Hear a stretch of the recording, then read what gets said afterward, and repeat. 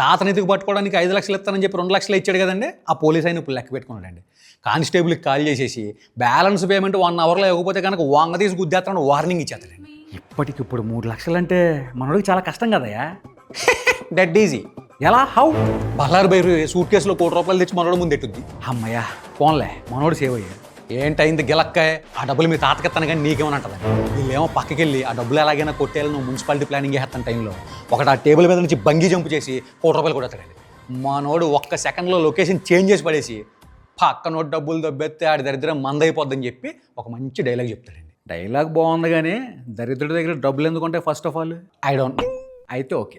వాళ్ళు కొట్టేసిన ₹1,00,000 వాళ్ళని కొట్టేసి కాపాడేసిన తర్వాత మన బల్లారు బైరు పరిగెత్తుకుంటూ వచ్చి మనల్ని గట్టిగా హక్ చేసుకుంటుందండి. మనోడు ఏంటనే రెడ్ అలర్ట్ అయిపోయి నన్ను ఎడదీయాలనే కానీ మున్సిపాలిటీ ప్లాను అంటాడండి. పోన్లే, ఆ అమ్మాయి బ్యాడ్ ఇంటెన్షన్స్ మనోడు ముందే కానీ పెడిచాడు. ఇప్పుడు వీళ్ళిద్దరూ కలిసి ప్రశాంతంగా ఉండొచ్చు. ఏంటుండేది గిలక్కే, ఆ అమ్మాయి ఆల్రెడీ దూరం నుంచి మొత్తం చూసేసి నేను నన్నుగానే నిలబడిపోతాను తప్ప నీలాంటి మాత్రం నికా చేసుకోనని నిర్ణయం చేసుకుని నడుచుకుంటూ వెళ్ళిపోద్ది.